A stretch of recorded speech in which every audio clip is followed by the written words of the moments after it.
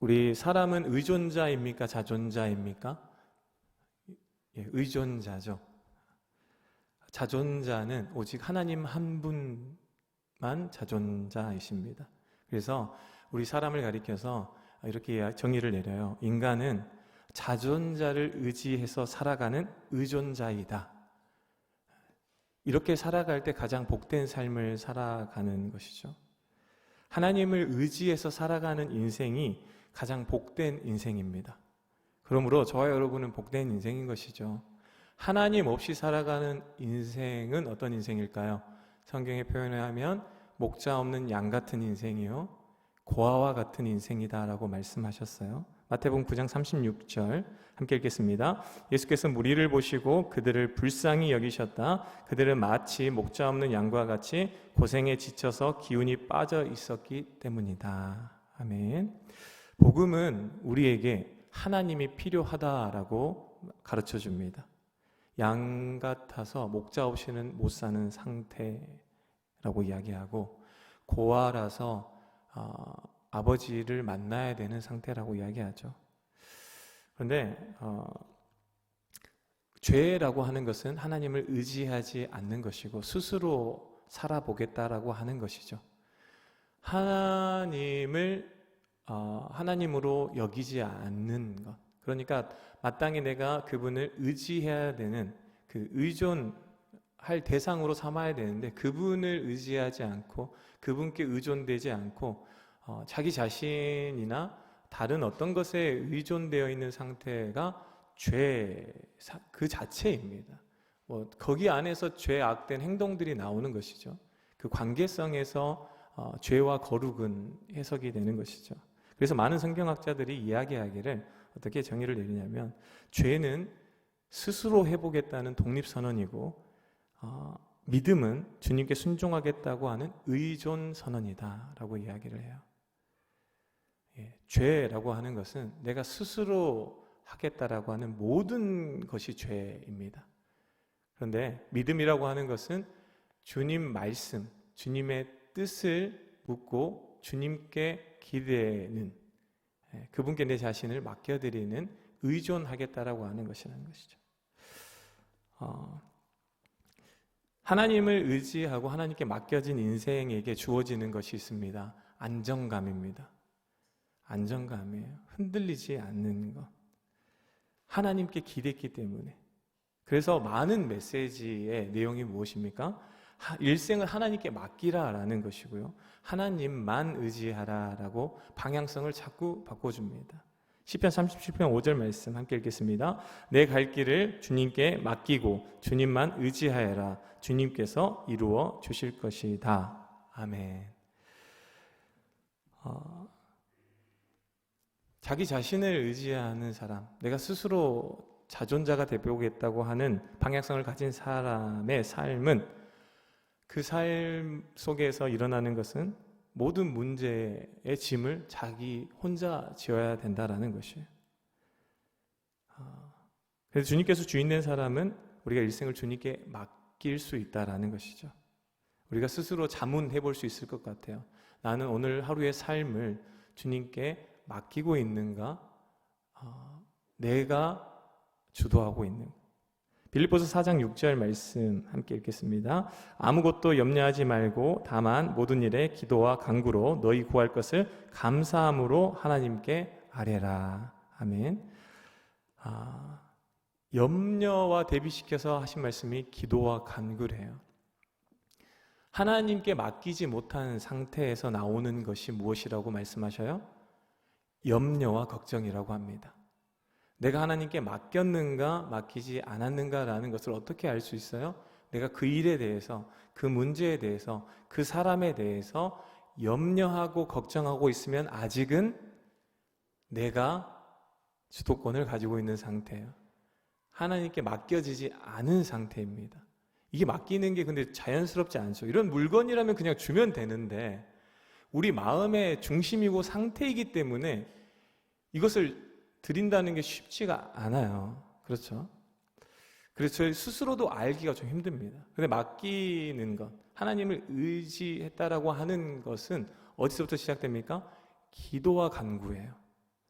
기도와 간구라고 합니다. 기도는 그냥 대화하듯이 늘 하나님께 그냥 드리는 것이고, 간구는 이렇게 작정하고 기도하는 것이라고 이렇게 생각할 수 있겠죠. 그러니까 맡기려고 그냥 하나님 맡깁니다 했는데 잘 안 맡겨지고 계속 염려가 와요. 그럼 어떻게 해야 돼요?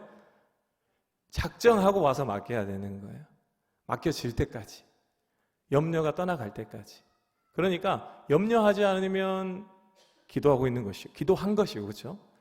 기도하지 않고 있으면 걱정하는, 이것은 이제 양쪽에 한 가지는 하셔야 됩니다. 하셔야 되는 것이 아니라 하고 계세요, 우리가. 그렇죠? 내가 염려하고 있으면 뭐 안 하고 있다는 거예요? 기도 안 하고 있다는 거예요. 그렇죠? 기도하다가 안 되면 간구까지 가야 되는데, 이제 기도하다가 안 되니까 그냥 내가 계속 짊어지고 있는 것이죠. 걱정할 것인가, 기도할 것인가. 인생의 주도권을 하나님께 드리는 것이 쉽지는 않습니다. 하지만 믿음으로 우리가 계속해서 결단하고 내 안에 있는 것을 잘라내야 되는 것이 바로 하나님께 주도권을 맡겨드리는 것이. 그래서 기도는 하나님을 붙드는 것입니다. 동시에 내 자신이 믿고 의지하는 것을 내려놓는 것이. 오늘 본문 말씀에 보면 28절 말씀을 세번역 성경으로 함께 읽겠습니다. 수고하며 무거운 짐을 진 사람은 모두 내게로 오너라. 내가 너희를 쉬게 하겠다. 자, 오늘 말씀의 맥락으로 말씀드리면 염려와 걱정에 대한 쉼입니다. 염려와 걱정의 무게로부터 우리를 쉬게 해주겠다라는 말씀. 그런데 주님께서 이 수고하고 무거운 짐진 사람들이라고 이렇게 말씀하시는 그 맥이 있어요. 맥락이 있는데 그 앞절부터 쭉 보면 11장 앞에부터 보면 주님께서 수많은 권능을 행하신 고을들을 책망하시는 말씀의 맥락에서 말씀하십니다. 20절 말씀해 볼게요. 함께 읽겠습니다. 예수께서 권능을 가장 많이 행하신 고을들이 회개하지 아니함으로 그때 책망하시면서 말씀하셨어요. 그리고 23절부터 24절에 보면 그 마을들이 어떤 마을들이냐면 갈릴리 북부의 고라시나 벳세다야 가버나우마 이렇게 이야기하죠. 갈릴리 북부 지역에 있는 그 마을들이에요. 이 마을들이 어떤 마을들이냐면 예수님의 공생에서 가장 많이 말씀을 선포하시고 가장 수많은 기적을 일으키신 곳이에요. 그곳의 사람들을 책망하시는데 왜 책망하셔요? 그들이 주님을 구원자로 영접하지를 않는 거예요. 메시아로 인정하지를 않는 것입니다. 그러니까 그들에게 말씀하시기를 너희에게 화가 있다라고 말씀하세요. 이게 무슨 말이냐면 앞으로 화가 있을 것이다가 아니라 이미 화가 있는 상태에서, 그렇죠? 구원이 필요한 상태에서 구원자가 왔는데 받아들이지 않으니까 그냥 그 상태로 화가 있는 상태예요. 그렇죠? 기회가 주어졌는데 그 기회를 붙잡지 않아서 구원을 받지 못하니까 너희들은 화가 있다라고 말씀하시는 것이죠. 그러니까 주님을 의지하지 못해서 그들은 율법에 사로잡혀 있었고 여전히 자기 생각에 갇혀 있었기 때문에 주님을 의지하지 못해서 구원받지 못한 그들의 상태를 말씀해 주시는 것이에요. 자, 11장 25절 말씀도 함께 읽겠습니다. 그때 예수께서 이렇게 말씀하셨다. 하늘과 땅의 주님이신 아버지, 이 일을 지혜 있고 똑똑한 사람들에게는 감추시고 어린아이들에게는 드러내 주셨으니 감사합니다 라고 말씀하시죠. 자, 여기서 지혜 있고 똑똑한 사람들은 누구예요? 예, 갈릴리 북부의 그 가버나움, 고라신, 벳세다 사람들을 이야기하는 거예요. 대표적으로 그 사람들인데 그 사람들이 어떤 사람들이라고요? 주님을 의지하지 않고 주님을 받아들이지 않고 내 힘과 내 지혜와 내 지식으로 살아가려고 구원을 받겠다고 율법을 의지하고 있는 사람들, 자신들이 배운 전통, 자신들이 행하는 그 율법을 의지하는 사람들을 얘기하는 것이죠. 그러니까 자신의 힘과 지혜를 의지하고 주님을 의지하지 않는 사람들이에요. 어린아이들은 어떤 사람들입니까? 주님 주변에 주님만 따라다니는 사람들, 제자들이죠. 주님이 늘 만났을 때 주님을 영접했던 세리와 창기들이죠. 죄인들입니다. 여기서 어린아이들은 그 원문으로 보면 영아, 유아, 갓난아이를 이야기를 한대요. 초등학생 정도가 아니라 영아나 유아나 갓난아이를 얘기하는데 그 어린아이가 어떤 상태일까요? 부모 없이는 살 수 없는 상태잖아요. 그렇죠? 부모 없이는 그냥 생명이 이어지지 않는 상태. 그런 믿음을 이야기하는 것입니다. 그래서 모든 필요를 하나님께로부터 공급받는 사람, 온전히 하나님만 의지하는 사람을 어린아이와 같은 사람이고 하나님을 의지하지 않고 자신의 힘으로 자신의 인생을 살아보겠다라고 하는 사람을 지혜 있는 사람이다라고 이야기했어요. 그렇게 말씀하시고 28절에 말씀하십니다. 28절 말씀 다시 볼까요? 함께 읽겠습니다. 수고하고 무거운 짐진 자들아 다 내게로 오라 내가 너희를 쉬게 하리라. 자, 여기서 그러면 수고하고 무거운 짐진 자들은 어떤 사람이에요?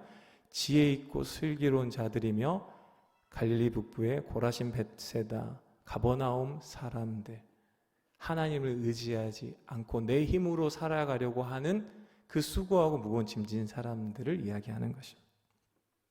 자기가 주인이 되어서 스스로 옳다, 하나님이 옳으신 것이 아니라 내가 옳다라고 생각하는, 그래서 하나님의 지혜, 내 지혜를 의지하고 하나님의 지혜인 예수 그리스도를 의지하지 않는 사람들을 이야기하는 것이죠. 그들을 책망하시고 화 있을 것이라고 심판의 메시지를 선포하시지만 다시 28절에서 내게로 오라라고 초청하시는 그 주님의 긍휼하심이 느껴지십니까? 다시 부르세요. 다시 부르셔서 나를 의지하라라고 말씀하십니다. 나를 의지하라. 기회를 주시죠. 왜요? 주님께서 지금 사역하고 계시는 목적이 무엇입니까? 심판이 아니고 구원이세요. 어쩌든지 구원하셔서 주님을 의지하고 하나님을 만나게끔 하는 것이 주님의 목적이기 때문에 또다시 기회를 주시는 것이죠. 여러분, 염려의 짐이 있습니까? 걱정의 짐이 있습니까? 이건 주님께 맡겨드려야 될 짐입니다.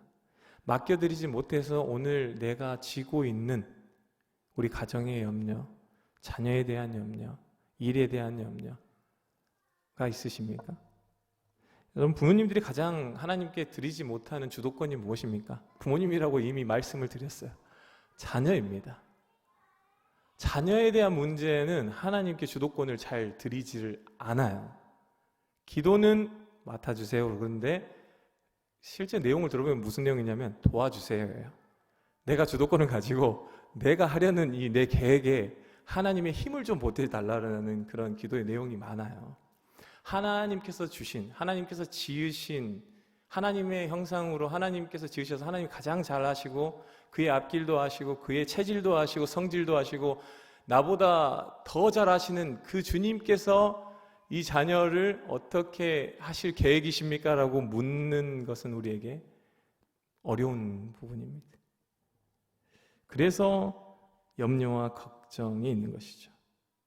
어느 날 그런 이야기를 했어요. 어떤 분이 이렇게 어린 아이에 대한 저희 아이들과 비슷한 또래에 대한 맡기는 다른 사람에게, 어린이집 유치원이 아니에요. 다른 사람에게 맡기는 것에 대해서 굉장히 부담스러워하는, 어려워하는 부분을 겪으면서 그걸 옆에서 보면서 저와 아내가 이렇게 예배를 드리고 차를 타고 집에 가면서 이야기를 나눕니다. 그래서 제가 아내에게 물었어요. 만약 우리가 없으면, 저와 제 아내가 이 세상에 존재하지 않게 된다면 우리 아이들을 누가 맡아줄까라고 얘기를 했어요. 아무리 생각해도 우리 부모님 외에는 떠오르지가 않더라고요. 여기 계신 분들은 당연히 아니실 테고. 누가 감히 그렇게 남의 아이를 내가 맡아주겠습니까? 그렇죠? 책임져 주겠습니까? 우리 부모님 외에는 떠오르지가 않는 거예요. 그런데 부모님에게 맡길 생각하니까 약간 불안한 감도 있어요. 그래서 안 되겠더라고요. 그런 얘기를 주고받고 있는데 뒤에 앉아있던 둘째 5살짜리 소율이가 그런 말을 해요. 다 창밖을 보면서 혼자 그런 얘기를 해요. 너희 염려를 다 주께 맡기라. 이는 그가 너희를 돌보심이라. 거짓말이 아닙니다. 창밖을 보면서 너희 염려를 다 주께 맡겨. 이는 그가 너희를... 신호 대기하고 있다가 갑자기 돌아봤어요. 얘가 무슨 말을 하는 거예요? 우리를 쳐다보지도 않아요. 그냥 혼자 얘기를 하고 있어요. 그래서 저랑 제 아내가 눈을 마주치면서 순간 겸손해졌습니다. 그래서 제가 아내에게 물어봤어요. 아이가 저 말씀을 하는데 이제 깨달았어요. 아이의 입을 통해서 가르쳐 주시잖아요. 이번 주일에 말씀 암송 9절이었나 보다. 너희 염려를 다 주께 맡기라. 이는 그가 너희를 돌보심이라. 그래서 이렇게 유치부 예배 때 암송한 거야? 라고 제 아내에게 물어봤더니 아내가 아니래요. 작년에 어느 주일에 암송을 한 거래요. 이번 주에 암송한 것도 아니에요. 작년에 어느 주일에 암송했던 것을 아이가 저희를 쳐다보지도 않고 혼자 말씀 암송을 하는데 그 말씀이 저와 제 아내의 대화를, 염려와 걱정이 담겨있는 대화를 끊어주더라는 거예요. 아이의 입이 아니라 아이의 입을 통해서 하나님이 가르치시는 것이죠. 여러분, 우리가 삶에서 하나님을 신뢰하지 못하기 때문에 염려하고 걱정하는 영역이 있을 수 있습니다. 그래서 과도하게 내 힘이 들어가요. 내 생각이 들어가고 내가 주도하다가 고통받는 영역이 있습니다. 제가 어떤 말씀을 전할 때 이야기 나눈 부분이기도 한데 저희 아버지가 9년 전에 교통사고를 당했어요. 조금 심하게 당했습니다. 그래서 이렇게 경추 앞뒤로 이렇게 수술을 해야 됐고 사지가 마비됐다가 하나님의 은혜로 풀려나는 그런 이렇게 일을 경험했는데 그 사고에 대한 트라우마가 있었나 봐요. 하나님의 은혜로 정말 불편하시지만 이렇게 무화과 농사를 지으실 수 있을 정도는 되셨어요. 운전까지 하실 수 있어요. 근데 운전을 하고 다니시는데 제가 집에 갈 때마다 무슨 이야기를 하냐면 운전 조심하라는 이야기를 해요. 무리하지 말라는 이야기를 계속 합니다. 사고 났을 때가 무리하다가 사고 났거든요. 피곤한 상태에서 어스름한 저녁에 건너편에서 오는 차를 못 보고 유턴하다가 사고 났는데 그것을 생각하면서 자꾸 뭐가 중요한지를 가르쳐주고 사고 나지 않기 위해서는 절대 무리하면 안 되고 차라리 운전을 하지 말아달라고 이렇게 부탁을 계속 합니다. 그런데 그런 시기 가운데 어느 날 저희 아버지가 간증을 해주세요. 그때 말씀드린 내용이기도 한데 멀리 무화과를 배달하던 시기였어요. 그래서 고속도로를 타고 갔다가 오는 길에 이렇게 두 분이서 운전을 하는데 교대로 운전하는데 아버지 친구분이랑 같이 가셨다가 오시는 길에 운전을 하는데 눈을 떴어요. 자고 있었대요. 본인이 자고 있었어요. 조수석에서. 그런데 한 사람이 더 자고 있었답니다. 운전석에서 운전을 해야 돼 친구분이 자고 있었대요. 고속도로에서. 도로는 휘어져서 이 차가 눈을 떴을 때는 가로 가고 있었는데 그 속도로 갔다가는 튕겨져 나갔을 것 같더래요. 눈을 떠서 보니까 그런 상황이어서 생각할 겨를도 없이 손을 뻗었는데 저희 아버지가 조수석에서 운전대를 잡고 돌았습니다. 가에서 덜컹덜컹 하면서 차가 이렇게 가니까 운전하던 분이 깼대요. 그분이 깨서 하시는 말씀이 이 사고로 우리 둘 다 죽었을 테고 자네는 천국에 갔을 테고 나는 지옥에 갔을 거네. 이런 이야기를 하신 사건을 얘기해 주시는데 듣는데 제 가슴이 철렁하잖아요. 그런데 운전하다가 깬 것도 아니고 옆에서 곤히 자던 사람이 깨서 그 사고를 면했다고 하니까 하나님의 은혜라고밖에 해석이 안 되는 거예요. 그러면서 제 안에 겸손함이 들었습니다. 네가 염려하고 걱정해서 아버지에게 그렇게 잔소리를 해도 너는 아버지의 생명을 지킬 수 없는 존재다. 그런데 내가 지키면 지켜진다라고 가르쳐 주셨어요. 생명이 어디에 있는지를 가르쳐 주시는 것이에요. 사고에서도 건져주시고 사고 날 뻔한 상황에서도 구원해 주시는 하나님께서 겸손하라고 말씀하셔요. 그래서 그 뒤로는 잔소리를 하지 않습니다. 마음의 평화를 찾았어요. 제 마음의 평화가 오더라고요. 생명은 정말 하나님께 있구나. 사고도 하나님께서 허락하셔야 나는 것이고 허락하셔야 난 사고에서도 살아날 수도 있는 것이고 사고가 나면 죽는 낭떠러지도 떨어지는 사고에서도 하나님은 구원해 주시는구나. 그러다가 만약에 사고 나서 돌아가시는 사건이 있으면 이것은 하나님께서 부르신 것이지. 이렇게 하나하나 내려져 가지고 이제는 기도하는 마음 그리고 오히려 더 사랑하는 마음으로 가게 되더라고요. 있을 때 계실 때 더 사랑해야지. 그분의 생명을 내가 더 연장시켜서 더 같이 있어 보려고 노력하는 것도 결국 교만이라는 생각이 들더라고요. 어제 저희 집에서 또 전화가 왔습니다. 저희 어머니가 운전을 하다가 사고가 났대요. 무리를 하셨나 봐요. 저희 어머니가 볼 거를 못 보고 사고가 나셨는데 화물차 견적으로 700만 원 견적이 나왔습니다. 뒤에는 같이 일하시는 분들 3분이 타 있었대요. 감사한 것은 아무도 안 다쳤답니다. 차만 다쳤대요. 시골에서 운전하시는 분들 안전벨트 많이 안 하시거든요. 근데 사고는 크게 났는데 차는 폐차됐는데 어머니 사시고 같이 타신 분들도 사셨대요. 어머니 다치는 것도 문제지만 타신 분들이 다쳤으면 얼마나 더 그 마음의 부담입니까? 얼마나 감사한지 몰라요. 근데 오늘 하루가 지났습니다. 거기에 대한 감사가 있었어요. 그리고 오늘 차를 사러 가신대요. 감사하면서 이렇게 사러 가신대요. 근데 오늘 또 제 아내가 제가 아까 예배 준비하기 전에 집에 잠깐 갔을 때 얘기를 해줍니다. 이번에는 저희 처남이 오늘 사고가 났대요. 광주에서 여수 오는 고속도로에서 사고가 났답니다. 2차선에서 오고 있는데 1차선에 가고 있던 레미콘이 차선을 넘어와서 받았대요. 졸음운전을 하셨나 봐요. 그런데 감사한 것은 차는 정비소로 보내고 저희 처남은 다치지 않고 렌트카를 빌려서 여수로 내려와서 병원에 스스로 들어갔답니다. 얼마나 감사한지 몰라요. 그 이야기가 끝나기가 무섭게 하고 있는데 저희 교회 박상우 목사님께 전화가 옵니다. 오늘 서울에 가셨어요. 장례 일정으로 서울 갔다가 이제 오는 왕복 10시간이 넘는 시간. 전화를 받는데 안전하게 도착했다는. 그러니까 이런 시간에 도착했으니까 찬양인도 안 해도 되고 안전하게 2대 다 도착했다라는 얘기를 들었어요. 여러분, 우리 날마다 운전을 하고 사는데 얼마나 감사하면서 사십니까? 운전하시는 남편을 두신 분들 날마다 하나님께 감사하시면서 사셔야 돼요. 그렇죠? 여러분, 우리가 하나님께 의탁되어 있는 상태, 하나님께 맡겨진 인생 가운데 보여지는 것이 무엇이냐면 온유하고 겸손함이죠. 온유하고 겸손함이에요. 수고하고 무거운 짐진 사람들은 교만한 사람들입니다. 하나님을 인정하지 않고 의지하지 않기 때문에. 그런데 온유하고 겸손함을 허락하셔요. 하나님의 주권 앞에 온유하고 겸손합니다. 하나님의 뜻 안에 온전히 순복하는 모습, 그 주님께서 보이신 온유와 겸손 아닙니까? 사실 염려하기로 치면 주님만큼 염려할 것이 많은 인생이 어디 있습니까? 주님은 자신이 어떠한 죽음을 죽을 줄 아셨고 어떠한 고난을 당할 줄 아셨고 그 무거운 짐이에요, 사실은. 그런데 주님께서 오늘 가볍다라고 말씀하시잖아요. 그 무슨 말씀이냐면 주님은 염려의 짐을 지고 살지 않으셨습니다. 주님은 자신이 어떠한 죽음을 죽으실지 아셨음에도 불구하고 오늘은 감사하면서 사셨고 오늘은 사랑하면서 사실 수 있었어요. 왜요? 그 염려를 아버지께 늘 맡기셨기 때문이에요. 그리고 주님께서는 그 죽음을 피하려고 몸부림치는 삶도 살지 않으셨습니다. 받아들이셨어요.